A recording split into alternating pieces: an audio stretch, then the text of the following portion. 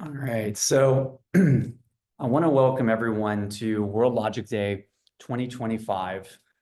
Today is the seventh annual World Logic Day since it was first founded on January 14th of 2019. And if you're joining us for the first time, I want to extend a warm welcome. We are celebrating this here today in America, but this is a celebration happening worldwide. And I want to share my screen here briefly so that everyone can see here on worldlogicday.com. You can actually see all of the locations where World Logic Day is happening. This is a global initiative and a global movement, and we are just one of the people celebrating World Logic Day. And I just want to mention a couple of these countries that have participated: Argentina, Australia, Austria, Belgium, Brazil, Bulgaria, Canada, Chile, China, Croatia, Czech Republic, Denmark, Egypt, France, Germany, Greece, Hungary, India, Iran, Italy, Japan, Kazakhstan, Mexico, Moldova, Netherlands, Panama, Philippines, Poland, Portugal, Russia, Saudi Arabia, South Korea, Spain, Switzerland, Tunisia, Turkey, Ukraine, United Kingdom, and United States, and the Vatican. So this is an incredible day that is happening globally. And it's all made possible because a Swiss logician named Jean-Yves Bijou started this day saying that we need to grow awareness of this academic field of logic. There needs to be a day to celebrate it. And this is a quote from this logician: "The ability to think is one of the most defining features of humankind. In different cultures, the definition of humanity is associated with concepts such as consciousness, knowledge, and reason. And according to the classic Western tradition, human beings are defined as rational or logical animals. Logic, as the investigation on the principles of reasoning, has been studied by many civilizations throughout history. And since its earliest formulations, logic has played an important role in the development of philosophy and the sciences. But despite its undeniable relevance in the development of knowledge, science, and technology, there is little public awareness on the importance of logic." So what might be natural is many of you might be wondering, what is logic? Well, that's natural. There's very little public awareness of the importance of this field. Now, this is not the full definition because we're going to dive into this a bit, but one simple definition of logic is the science of reasoning and thinking clearly. Logic helps us identify what makes an argument or an idea valid, consistent, and sound. And it helps us make better decisions and avoid mistakes in our thinking. Logic is humanity's bridge to truth, a unifying force that transcends division and reveals our shared understanding of the world. And through logic, we discern what is real, illuminate the unknown, and find a common ground to connect with one another. So to say this a bit more simply, logic is something every one of us uses every single day, and we don't even think about it. When we argue, when we debate, when we reason, when we discern truth, when we make decisions, we are applying logic. And this academic field of logic has been studying how humans do it, understanding how we do it. To understand that is to improve upon how we do it and how we apply logic and how we reason. So you might be wondering, should I personally care about logic? Well, here are my questions to you to help you decide for yourself if you should care about logic. Do you want to think clearly? Do you want to avoid mistakes in your thinking? Do you want to argue and debate clearly and correctly? Do you want to identify when people try to manipulate you? Do you want to discern the truth for yourself? And do you want to make better choices and decisions in your life? If you answered yes to these, then logic is incredibly important. Now, I'm going to share my screen briefly again, and I want to show everyone something very quickly. So if you go to logictree.com, you will notice that we are creating resources for people to learn across many different topics, some of which will be the SDGs and many other things throughout this year. One of them is this Logic collection. I encourage everyone to go here, subscribe to this collection, because we're going to release new resources to learn throughout the year. Here you will already find information about informal logic and Aristotle logic and argument, rhetoric, and self-defense, and many other resources that I encourage you after this to go and look at. So to now understand logic a little bit more, I want to give a very quick history of logic. And it goes all the way back to 4th century BC, when Aristotle, the founding father of logic, really laid the foundation of logical reasoning. But there were two things that Aristotle was focused on. The first is a concept called deductive reasoning. So many of you might have heard something like, all men are mortal, Socrates is a man, therefore Socrates is mortal. This form of deductive reasoning how do we know that Socrates is mortal? Well, because all men are mortal and Socrates is a man. And this deductive reasoning is the early foundation upon which later symbolic and mathematical logic emerged, and eventually formal logic, and all the way into artificial intelligence. But there was a second branch of what Aristotle was very interested in, and it was on how we reason and rhetoric and debate and argument. And he analyzed real-world context about persuasion, and something in particular, he analyzed and cataloged fallacies, errors in people's reasoning. And he did it for a very specific, important reason: to safeguard people against deception. Aristotle was interested in looking at and analyzing reasoning to help people safeguard themselves against deception. Now, a lot happened since Aristotle, set in motion this foundational work. We fast forward to the 17th and 18th century, and logicians like Gottfried Leibniz, who helped pioneer symbolic logic. But he had something very interesting that he was interested in. What if we could use logic to resolve disputes? So kind of solving for peace. What if we could use logic? And here is a quote from him: "The only way to rectify our reasonings is to make them as tangible as those of the mathematicians, so that we can find our error at a glance. And when there are disputes among persons, we can simply say, let us calculate without further ado to see who is right."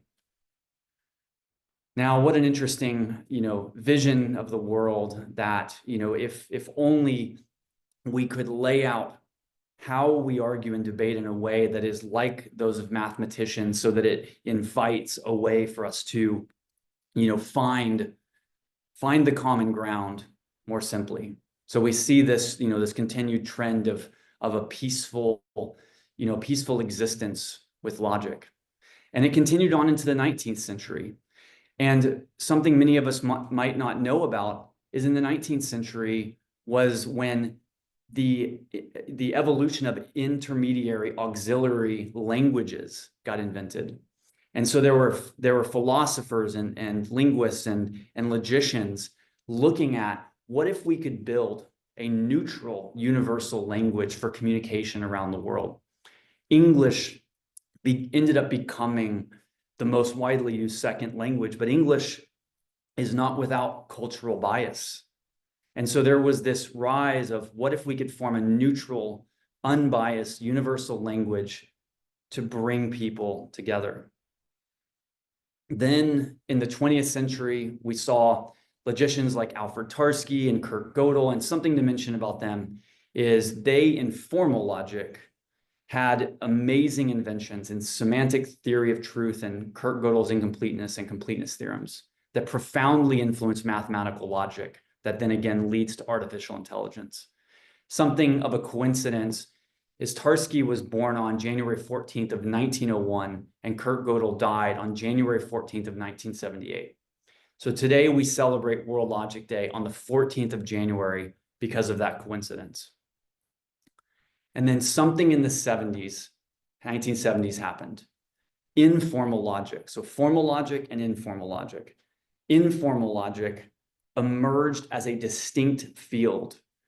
It was a resurgence and revisiting of Aristotle's work, and Ralph Johnson and Anthony Blair formalized their approach in logical self-defense. We see this once again where scholars revisited the catalog of fallacies. How do we protect ourselves from the manipulation and deception? So many things happened through, the 80s. Basically, we saw, from the 80s to today, we just see this thread of artificial intelligence getting smarter. We see the development of AI that can, in the 80s, solve for medical diagnostics. And in the field of informal logic, we see human logic as a field getting smarter. The association of informal logic and critical thinking was established in 1983. And in the 90s, for AI, for artificial intelligence, the rise of big data. And on the human intelligence side, advancements in argumentation theory and debate. And in the 2000s, AI still getting smarter. Now AI systems with natural language processing is capable of interpreting human language. And on the human intelligence side, we start applying logic and reasoning into better use in debate and the law, and in the formation of our legal constructs. In the 2010s, AI, now with deep learning, is able to perform probabilistic-based complex reasoning implicitly. And human intelligence, we're still focused on, we have to have a rise of how logic in public discourse. So finally, we fast forward to today in the 2020s, and we've seen now at this time the rise of large language models and the ability for artificial intelligence to generate human-like language. Now, this is an amazing moment in history that we've come to the point that we've advanced artificial intelligence to the point that it can generate argument. But if we look back to Aristotle, deception and coercion and manipulation has been something as a thread in history of how do we protect ourselves and logic as a force. We live now in a time where AI now will generate argument. The only way for humans to keep up and protect themselves is that we must up-level human intelligence through awareness of tools like logic. So today, I want to shift to a bit of a positive.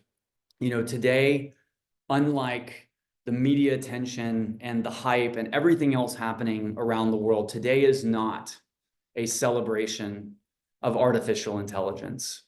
Yes, it's an amazing enabling technology, but today and the purpose of World Logic Day is to celebrate human intelligence. It's to celebrate that all of this has been created and invented because of human reasoning. But it's also something to celebrate what makes our intelligence different and distinct and unique and not replaceable by artificial intelligence. And one of those very things is logic. So I asked ChatGPT, ChatGPT, do you possess logic? And this is what it said. It said, my responses are based on statistical patterns where I emulate logical reasoning. I don't inherently know or understand logic. I just generate patterns of logical reasoning found in my training data. Logic or reasoning is rooted in consciousness, understanding, and experiential learning.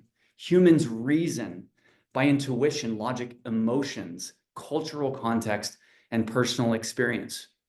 Humans use metacognition, thinking about thinking, to evaluate and refine their reasoning. So ChatGPT goes on to say, I don't possess intuition, emotion, or cultural context. I lack metacognition. And so the best that you can think of is I reconstruct reasoning based on patterns in data. and it's only as good as the data it's trained on. So this is a celebration of what we possess that makes us uniquely human.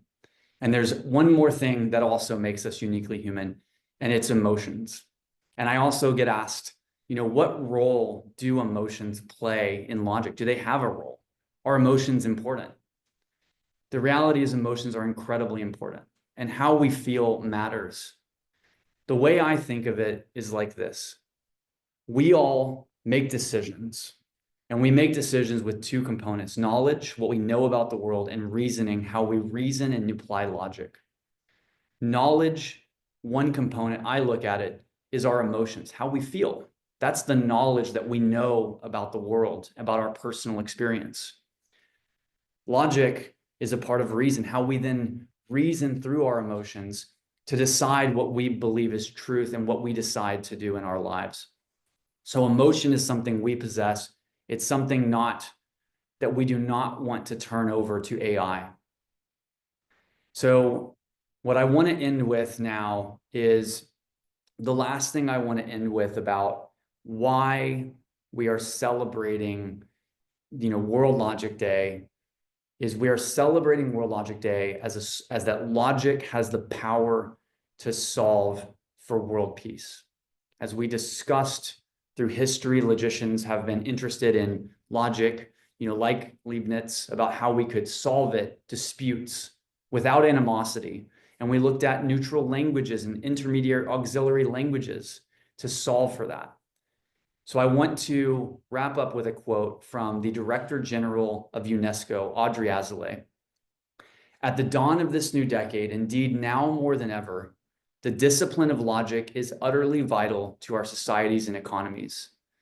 A dynamic global annual celebration of World Logic Day aims at fostering international cooperation, promoting the development of logic in both research and teaching, supporting the activities of associations, and enhancing public understanding of logic and its implications for science. The celebration of World Logic Day can also contribute to the promotion of a culture of peace, dialogue, and mutual understanding. So Audrey Azoulay shared that this is about a culture of peace, dialogue, and mutual understanding. Logic has been recognized under SDG 16 for world peace and about engaging in rational discourse.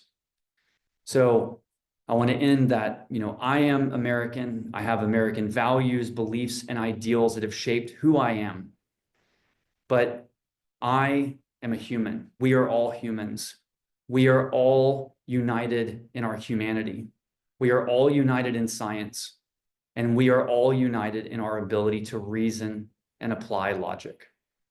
Thank you very much.